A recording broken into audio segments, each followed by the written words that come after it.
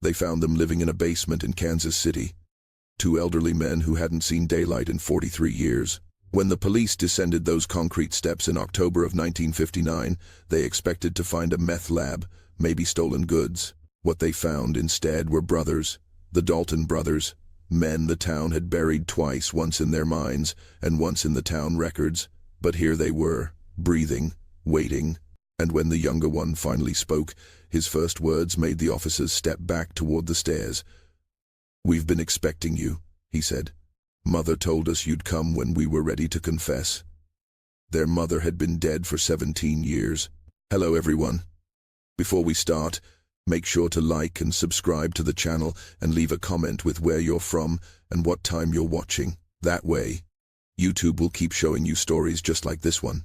The Dalton family name carried weight in Lawrence County, Missouri, the kind of weight that made people lower their voices when they walked past the old Dalton property on Route 44.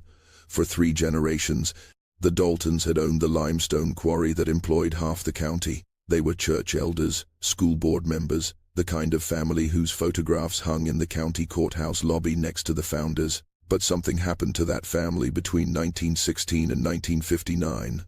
Something that turned their name from a point of pride into a whispered curse that mothers used to keep their children from wandering too far into the woods after dark.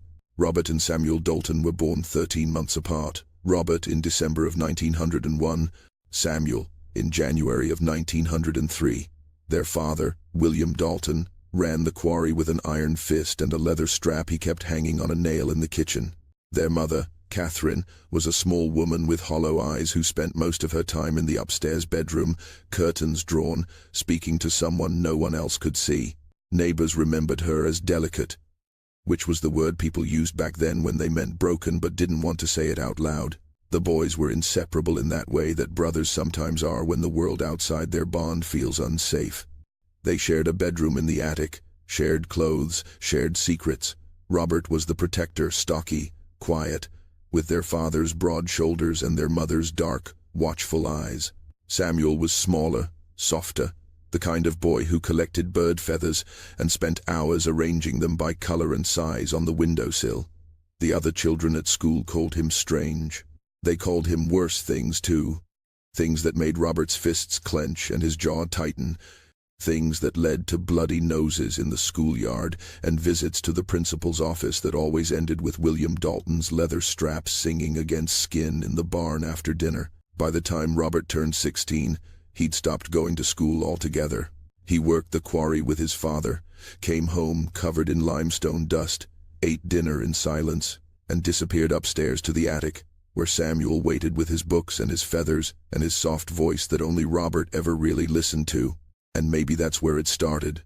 In that attic room where the August heat made the air thick and hard to breathe, where two brothers became something more than brothers, became a single organism with two hearts beating in rhythm, became the kind of secret that a family like the Daltons couldn't afford to let see daylight. But secrets have a way of growing in the dark, feeding on shame and silence, until they become something monstrous, something that demands to be fed.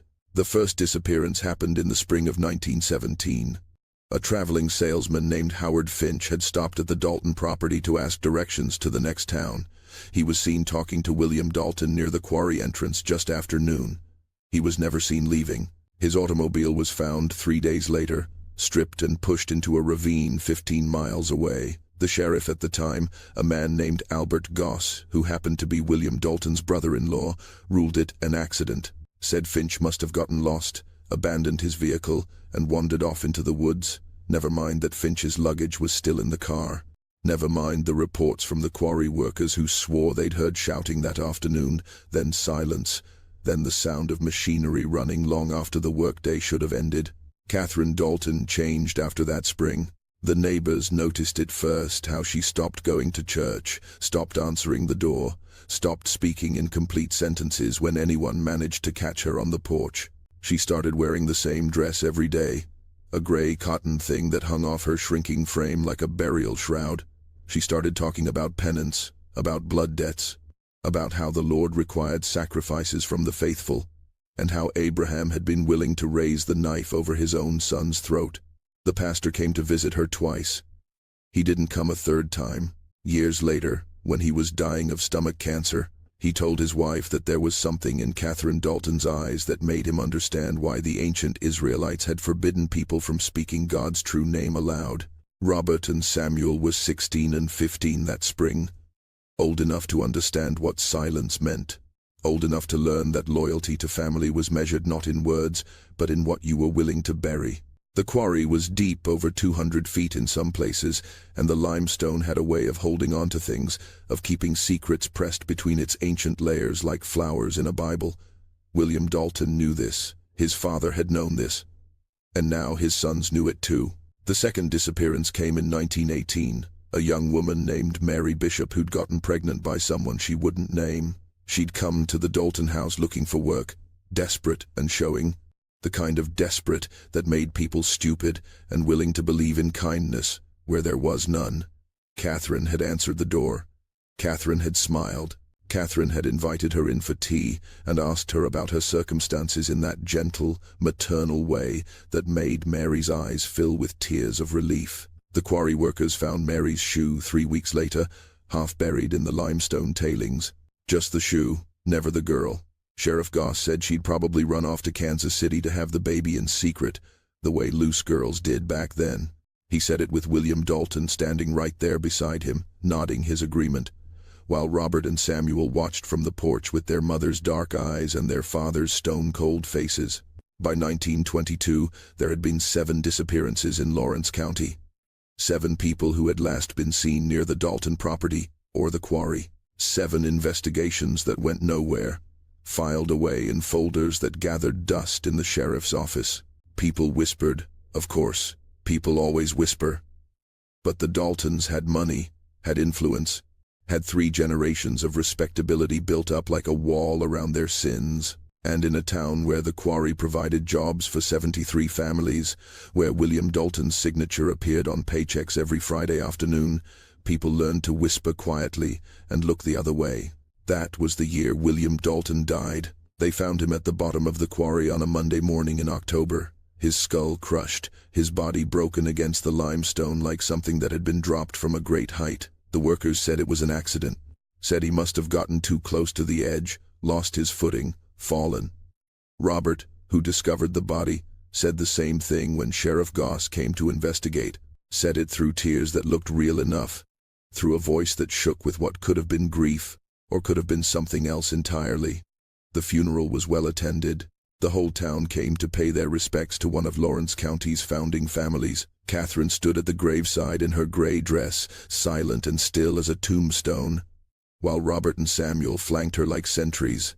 When the preacher spoke about William Dalton's contributions to the community, about his dedication to family and tradition, Catherine started laughing. Not loud, just a low, wet sound that came from somewhere deep in her chest. She laughed until Robert took her arm and led her back to the automobile, and even then, people said they could hear it echoing across the cemetery like something that didn't quite belong to a human throat. The quarry closed 6 weeks later. Robert was 21 years old, legally old enough to inherit, but he told the county he was shutting it down permanently. Said his mother needed him at home. Said Samuel needed him too. The workers were angry, 73 families suddenly without income, but what could they do? The Daltons owned the land, owned the equipment, owned the houses half the workers lived in. Within a year, most of those families had moved away, chasing work in other towns, other counties, other lives that didn't revolve around limestone dust and secrets buried 200 feet deep. The Dalton house became a place people avoided. It sat there on Route 44, 3 stories of Victorian architecture slowly rotting from the inside out, curtains always drawn, the yard growing wild and strange. Sometimes at night, people driving past would see a light in the attic window. Sometimes they'd see shadows moving behind the glass, 2 figures that moved in perfect synchronization, like dancers or like 2 halves of something that had been split apart and sewn back together wrong. Children dared each other to knock on the door. None of them ever did. There was something about that house, something that made your skin crawl and your throat tighten, something that whispered in the reptile part of your brain that some doors were meant to stay closed. Catherine Dalton died in 1942. At least, that's when the county recorded her death. The truth is, nobody saw her die. Nobody saw a body. Robert came into town one morning in March and reported to the county clerk that his mother had passed peacefully in her sleep. He had the death certificate signed by a doctor in Springfield who'd never actually visited the property, who'd signed based on Robert's description of her symptoms over the telephone. The funeral was private, just Robert and Samuel, and a gravestone that appeared in the family plot behind the house. No service, no witnesses, just a date carved into granite that may or may not have meant anything at all. After Catherine's death, the brothers stopped coming into town entirely. They had groceries delivered, strange orders that arrived monthly, paid for with cash that Robert left in an envelope on the porch. Canned goods, flour, sugar, kerosene, medical supplies, enough morphine to raise eyebrows if anyone had been paying close enough attention. The delivery drivers said the brothers looked like ghosts, pale and thin, speaking in whispers when they spoke at all. They said the house smelled wrong, like copper and limestone dust, and something sweet and rotten underneath. They said there were rooms in that house where the doors were nailed shut from the outside, where you could hear sounds if you listened close enough, sounds that might have been wind in the walls, or might have been something else, something that had been locked away for so long it had forgotten how to be quiet. The town forgot about the Daltons the way towns forget about inconvenient things. Life moved on. The war came and went. Boys who'd grown up hearing stories about the haunted house on Route 44 went off to fight in Europe and the Pacific, and some of them came home and some of them didn't, and nobody had time to worry about two hermit brothers living in their dead mother's house. Sheriff Goss died in 1947. His replacement, a young man named Thomas Wade who'd moved to Lawrence County from Street Louis, had never heard the old stories, didn't know about the disappearances, or the whispers, or the way the previous generation had learned to look away when it came to the Dalton family. By 1959, Robert Dalton would have been 57 years old. Samuel would have been 56. But nobody in Lawrence County could have told you if they were alive or dead. The house stood empty, or appeared to stand empty, the windows dark, the porch sagging, the yard consumed by 30 years of neglect. The property taxes went unpaid. The county started proceedings to claim the land. That's when someone remembered that the Daltons had family in Kansas City. A cousin, a woman named Dorothy Marsh, who hadn't spoken to her relatives in 40 years, but who was, according to the records, the last living blood relative besides Robert and Samuel themselves. The county contacted her in September of 1959. They asked if she knew what had become of her cousins. She said she'd assumed they were dead. She said nobody had heard from them since before the war. She said if the county wanted to claim the property for unpaid taxes, she wouldn't contest it. But Dorothy Marsh made a mistake. She mentioned the conversation to her neighbor, and her neighbor mentioned it to someone else. And that someone else happened to know a reporter for the Kansas City Star who was always looking for human interest stories, the kind of stories that made people feel something over their morning coffee. The reporter's name was James Sullivan. He was 28 years old, ambitious, the kind of journalist who believed that every small town had secrets worth uncovering. He drove down to Lawrence County in early October of 1959 with a notebook and a camera and a head full of romantic notions about forgotten families and abandoned houses. He found the Dalton property on a Tuesday afternoon. The house looked dead. The windows were filmed over with decades of grime. The front door hung crooked on its hinges. But when Sullivan walked around to the back of the house, he noticed something strange. There were footprints in the dirt near the basement entrance. Fresh footprints. And there was a smell coming from the basement door. Faint, but distinct. Food. Someone was cooking food. Sullivan knocked on the basement door. He waited. He knocked again, and then he heard it. Footsteps. Slow, shuffling footsteps, climbing stairs. The door opened 6 inches. A face appeared in the gap. Pale, gaunt. Eyes that hadn't seen sunlight in so long they'd lost their color. "Yes," the face said. Sullivan asked if this was the Dalton property. The face nodded. Sullivan asked if he was speaking to Robert or Samuel Dalton. The face smiled. It wasn't a pleasant smile. "Both," it said. Sullivan tried to conduct an interview through that 6-inch gap in the door. He asked where they'd been, why the town thought they were dead, how they'd been living. The face, Robert's face, though Sullivan wouldn't learn which brother was which until later, answered in fragments. Said they'd been here the whole time. Said they'd gone underground when people started asking too many questions. Said their mother had told them to wait. Wait until the world forgot. Wait until it was safe to speak. Sullivan asked what they needed to be safe from. Robert's smile widened. "Ourselves," he said. Then he closed the door. Sullivan drove back to Kansas City and contacted the police. He told them there were 2 elderly men living in a basement in Lawrence County, Missouri, men who claimed to be the missing Dalton brothers, men who clearly needed medical attention and possibly psychiatric evaluation. The Kansas City police contacted the Lawrence County Sheriff. Sheriff Wade, who'd never heard the Dalton name before that phone call, drove out to the property on October 15th with 2 deputies and a social worker named Margaret Chen, who specialized in cases of extreme neglect and hoarding. If you're still watching, you're already braver than most. Tell us in the comments what would you have done if this was your bloodline. They found the basement door unlocked. Wade called out, identified himself, warned that he was coming down. No answer, just silence, and that smell food and something else, something chemical and old. The stairs descended into darkness.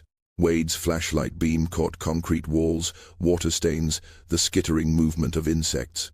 At the bottom of the stairs, they found a room, and in that room, they found the Dalton brothers, Robert and Samuel. Living, breathing, sitting at a table with 2 plates of beans and bread, as if they'd been expecting company for dinner. The basement was larger than it should have been. Sheriff Wade realized that immediately. It wasn't just a cellar. It was a network of rooms, carved out and expanded over decades, connected by narrow passages that ran under the house and beyond it, tunneling into the earth like the burrows of some enormous animal. There were living quarters, a kitchen area with a hot plate and shelves lined with canned goods dating back to the 40s, a sleeping area with 2 narrow cots pushed together, and then there were the other rooms. The rooms that made Deputy Harrison vomit into his handkerchief, the rooms that made Margaret Chen back away toward the stairs, shaking her head, saying no, no, no, under her breath like a prayer against what her eyes were showing her. There were jars. Hundreds of jars lined up on wooden shelves in what had once been a root cellar. Jars filled with formaldehyde and other things, preserved things, pieces of things that had once been part of living people. Fingers, teeth, hair braided into neat coils, and photographs. Stacks and stacks of photographs, some so old the images had faded to ghosts, others more recent, all of them showing the same subjects, Robert and Samuel, through the decades, growing older, growing stranger, but never alone, always photographed with their mother, even in pictures that were dated from the 50s and 60s, years after Catherine Dalton was supposed to have been dead and buried. When Wade asked them to explain, Robert did the talking. Samuel just sat there, holding his brother's hand, humming softly. Robert said their mother had never died, said death was a legal fiction, a piece of paper that meant nothing in the eyes of God or family. Said Catherine had taught them that blood was eternal, that the body was just a vessel, that there were ways to keep the essential parts, the parts that mattered, the parts that remembered. He said it calmly, the way someone might explain a recipe or a hobby. He said they'd been preparing for this conversation for 43 years, practicing what to say, how to say it. Their mother had written it all down for them, left them instructions, made them promise to wait until the waiting itself became unbearable. The deputies found Catherine Dalton in the deepest room, or what was left of her. The bones had been carefully arranged on a bed, dressed in that gray cotton dress, positioned as if she were sleeping. Her skull rested on a pillow embroidered with her initials. Her finger bones still wore her wedding ring. Around the bed were candles burned down to puddles of wax, flowers dried to dust, and letters. Dozens of letters written in 2 different hands, alternating. A conversation between Robert and Samuel and their mother that had continued for 17 years after her death. The letters talked about the people in the jars, about how many there had been, about where they'd gone, about the quarry and the limestone and the 200 feet of stone and water that held secrets the brothers said they were ready to share, if only someone would ask the right questions. Sheriff Wade asked the question. He asked how many people the Dalton family had killed. Robert looked at Samuel. Samuel looked at Robert. They smiled, those same unsettling smiles that didn't reach their eyes. We stopped counting. Robert said, after Father died. Mother said numbers were a distraction from the work. But if you drain the quarry, You'll find them. All of them. 40 years of them, pressed between the limestone like pages in a book. The state of Missouri drained the Dalton quarry in the spring of 1960. It took 3 months. What they found confirmed everything the brothers had confessed and suggested horrors they'd never mentioned. The bodies were there, preserved by the limestone and the cold water, some of them still recognizable, still wearing the clothes they'd disappeared in decades earlier. Howard Finch, Mary Bishop, 23 others, men, women, teenagers, transients and travelers and people the town had forgotten or had never known were missing in the first place. The oldest remains dated back to 1913, 3 years before the first recorded disappearance, which meant William Dalton had been doing this long before his sons joined him, had been teaching them the family business, the same way other fathers taught their sons to farm or keep books or run machinery. Robert and Samuel Dalton were declared incompetent to stand trial. The psychiatric evaluation took 6 weeks.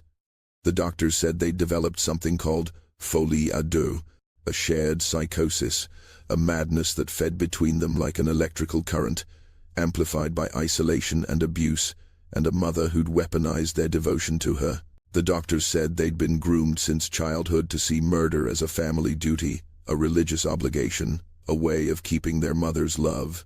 They said the brothers couldn't distinguish between right and wrong because they'd been raised in a reality where those concepts had been inverted, where violence was devotion and secrecy was survival, and the basement was the only place in the world where they were safe.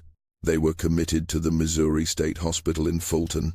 They shared a room there too, just like they'd shared the attic and shared the basement and shared every secret their family had ever kept. They died within hours of each other in 1973.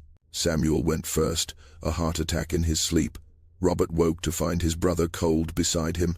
The nurses said he didn't cry, didn't speak, just lay down next to Samuel's body and closed his eyes. His heart stopped 4 hours later. The autopsy found nothing wrong with him, no disease, no injury, just a heart that had decided, somewhere in the deepest part of itself, that it was finished beating. The Dalton property was demolished in 1974. The house, the quarry, the basement, with its network of rooms and its shelves of jars and its letters to a dead woman who'd somehow kept speaking long after her throat had turned to dust. The county filled in the quarry with concrete and dirt and planted grass over it, trying to bury the memory the same way the Daltons had buried their victims. But memories don't die that easily. The people who'd lived through it, who'd whispered about the disappearances and looked away when it mattered, they carried those memories into their old age. They told their children told their children, and now you know too. The question that haunts Lawrence County isn't how the Daltons did what they did. The mechanics of it were simple enough: isolation, opportunity, a family name that bought silence, a quarry deep enough to swallow evidence. The question that keeps people awake at night is different. It's this: how many people knew? How many people suspected something was wrong and chose comfort over truth? Chose their jobs and their mortgages and their normal lives over the lives of strangers who disappeared into the limestone? How many people are guilty not of murder, but of the silence that allowed murder to continue for 40 years? The Dalton brothers were found in 1959. What they admitted, no one could believe. But maybe the real horror isn't what they did in that basement, in that quarry, in those rooms beneath the earth. Maybe the real horror is how easy it was. How a family can become a machine for death, and a town can become its accomplice. And nobody stops it because stopping it would mean admitting they'd known all along. That's the secret the Daltons took to their grave. Not the number of victims, not the methods, but how simple it is for evil to thrive when good people decide that silence is safer than speaking. When family loyalty becomes more important than human life. When the monsters aren't hiding in the dark, they're sitting at dinner tables, going to church, signing paychecks, being called upstanding citizens, while bodies sink slowly into limestone 200 feet below the surface of the world. Sleep well tonight. And remember, the Daltons aren't unique. They're just the ones who got caught.